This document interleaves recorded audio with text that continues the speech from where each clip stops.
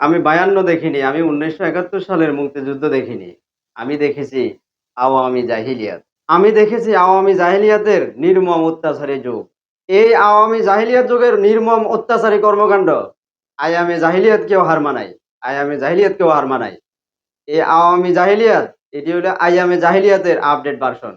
এই আওয়ামী লীগ শব্দটা পৃথিবীর ইতিহাসে এত নিকৃষ্ট ঘৃণিত, এটা আইয়ামে জাহিলিয়াত থেকে চয়েস করা হয়েছে। এটি হলো আইয়ামে জাহিলিয়াতের আপডেট ভার্সন। পৃথিবীর ইতিহাসে যত নিকৃষ্ট ঘৃণিত অত্যাচার, পাপাচার, মিথ্যাচার, যত ২ নম্বরই, যত দুর্নীতি, সন্ত্রাসী, সবকিছু এই আওয়ামী জাহিলিয়াত সন্ত্রাসী সম্প্রদায়ের দ্বারা সম্ভব। এদের দ্বারাই সম্ভব। এখনই সময় বাংলার জমিন থেকে এদেরকে উৎখাত করে দিতে হবে। বাংলার জমিনে এদের জায়গা নাই। এই সমস্ত সন্ত্রাসী সম্প্রদায়ের বাংলার জমিনে জায়গা নাই। এরা এমন একটা সন্ত্রাসী সম্প্রদায়, পৃথিবীতে কোথাও এদের জায়গা নাই। কোথাও জায়গা নেই। বাংলাদেশে তো দূরের কথা। আজ ১৫-১৬টা বছর এই বাংলার নিরীহ জনগণ এই আওয়ামী জাহিলিয়াত দ্বারা, আওয়ামী জাহিলিয়াত সন্ত্রাসী সম্প্রদায়ের দ্বারা নির্যাতন, নিপীড়নের শিকার। কত ভয়ঙ্কর নিপীড়নের শিকার, ভয়ঙ্কর নির্যাতনের শিকার। এটা বলে ভাষায় প্রকাশ করা যাবে না। কোনো কিছুতে এরা কম নয়। খুন, হত্যা, ধর্ষণ, দুর্নীতি, চাঁদাবাজি, যত মিথ্যাচার, পাপাচার, যত অত্যাচার, সবকিছুতে এরা পারদর্শী। সবকিছুতে এরা আইয়ামে জাহিলিয়াতের আপডেট ভার্সন। সবকিছুতে প্রত্যেকটা জায়গায় এরা সন্ত্রাসের অভয়ারণ্য তৈরি করে ফেলেছে। প্রত্যেকটা জায়গায় বৈষম্য তৈরি করে রেখেছে। সুতরাং এদেরকে আর সুযোগ দেওয়া যাবে না। এই আওয়ামী জাহিলিয়াত সম্প্রদায়ের প্রধান শেখ হাসিনা শুধু ক্ষমতার জন্য, শুধু ক্ষমতার লোভে, শুধু ক্ষমতায় টিকে থাকার জন্য গত ২-৩ দিন ধরে আমার কতগুলো ভাই বোনের প্রাণ কেড়ে নিল, আমার ভাই বোনদেরকে খুন করলো, আর কতগুলোকে রক্তাক্ত করলো, তার কোনো হিসাব নাই। আর তার ক্ষমতা, তারপরেও তার ক্ষমতা চাই। সে কত বড় ক্ষমতা লোভী। আমি বলবো এইসব করে আর লাভ নাই। বাংলার মানুষ জেগে উঠেছে। বাংলার মানুষ বুঝেছে এই আওয়ামী জাহিলিয়াত সম্প্রদায় কত বড় ভয়ঙ্কর সম্প্রদায়। বাংলার মানুষ ভালো করে চিনেছে। আর রক্ষা নাই। এই মুহূর্তে আমি দেশের সর্বস্তরের মানুষকে, আমি বিএনপি, জামায়াত, হেফাজত, চরমনায় বুঝি না।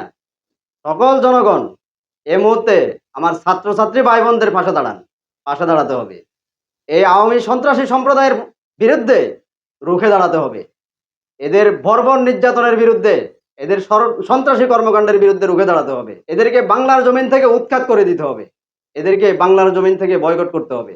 বিএনপি, জামায়াত, হেফাজত, চরমনায়, গণ অধিকার যারা আগে আসন ভাগাভাগি নিয়ে ব্যস্ত ছিলেন, ক্ষমতার ভাগাভাগি নিয়ে ব্যস্ত ছিলেন, এখন আর আসন ভাগাভাগির সময় নেই। এখন দলাদলির সময় নেই।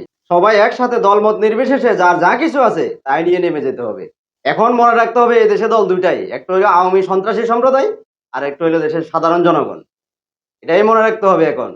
এখন সবাইকে একসাথে হাতে হাত মিলিয়ে, কাঁধে কাঁধ মিলিয়ে এই আওয়ামী সন্ত্রাসী সম্প্রদায়ের বিরুদ্ধে রুখে দাঁড়াতে হবে। সবাইকে নেমে যেতে হবে। ওবায়দুল কাদের কি বলছে দেখছেন না? প্রত্যেকটা ওয়ার্ডে প্রস্তুত থাকতে হবে। ঠিক আমাদেরকে, সাধারণ জনগণকে প্রত্যেকটা ওয়ার্ডে, প্রত্যেকটা পাড়ায়, মহল্লায়, আনাচে কানাচে, সব জায়গায় এই আওয়ামী সন্ত্রাসের বিরুদ্ধে রুখে দাঁড়াতে হবে।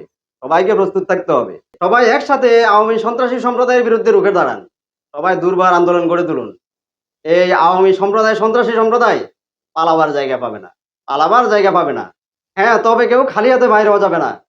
যার যা কিছু আছে তাই নিয়ে বের হতে হবে, বেরিয়ে আসতে হবে। তাহলে এই সন্ত্রাসী সম্প্রদায় পালাতে বাধ্য হবে। পালাতে বাধ্য হবে। দেয়ালে পিঠ ঠেকে গেছে। আর নয়, অনেক হয়েছে। আর সুযোগ দেওয়া যাবে না। এবার বিজয়ের সময়। এবার বিজয় আসবে ইনশাল্লাহ।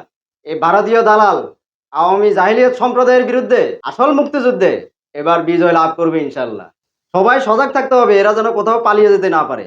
এরা প্রতিটা ক্ষেত্রে বিশৃঙ্খলা তৈরি করে রেখেছিল, সন্ত্রাসের অভয়ারণ্য তৈরি করে রেখেছিল। এদেরকে ছাড় নাই। আমাদের শহীদ ভাই বোনদের এক ফোঁটা রক্ত বৃথা যেতে দেওয়া যাবে না। বিমানবন্দরগুলোতে খেয়াল রাখতে হবে, এরা যেন পালিয়ে যেতে না পারে। সজাগ থাকতে হবে। আরেকটা বিষয়, অনেকে বলছেন সেনাবাহিনী ক্ষমতা নেওয়ার জন্য। সেনাবাহিনী ক্ষমতা নিলেও যে লাও সে কদু। বুঝছেন না? যে লাও সে কদু। এরাও আওয়ামী জাহিলিয়াত সম্প্রদায়ের এরাও সদস্য। হ্যাঁ, এই সেনাবাহিনী ক্ষমতা নিবে, এই সেনাবাহিনীর প্রতি এদেশের মানুষের আস্থা আছে? কোনো আস্থা নাই। কোনো আস্থা নাই। এগুলো হলো শেখ হাসিনার, এগুলো হলো আওয়ামী লীগের দালাল। শেখ হাসিনার লোক এগুলা। বর্তমান সেনাবাহিনীতে কর্মকর্তাদের মধ্যে বেশিরভাগই এখন আওয়ামী লীগের গোলাম, শেখ হাসিনার গোলাম। ওটা মনে রাখতে হবে। এদেশের জনগণকে, এদেশের সাধারণ মানুষকে বুঝতে হবে এটা। এই সেনাবাহিনী যদি দেশ রক্ষা, জাতিকে রক্ষা করার চিন্তাধারা থাকতো, তাহলে এটি আগে করতো। এই চিন্তাধারা আগে করতো। করে নাই, দালালি করছে, গোলামি করছে। ওদেরকে ক্ষমতা দিয়া ও যে লাও সে কদু, লাভ নাই। নিরপেক্ষ তত্ত্বাবধায়কের মাধ্যমে ক্ষমতা হস্তান্তর করে এদেশে একটা স্বচ্ছ নির্বাচন দিতে হবে। স্বচ্ছ নির্বাচনের মাধ্যমে এদেশের মানুষের ভোটের অধিকার ফিরিয়ে দিতে হবে। তাহলে এদেশে একটা শৃঙ্খলা ফিরে আসবে, এদেশের মানুষের মধ্যে শান্তি ফিরে আসবে। অন্যথায় কোনো উপায় নাই, কোনো পথ নাই। সবাই ভালো থাকবেন। আল্লাহ হাফেজ। আসসালামু আলাইকুম।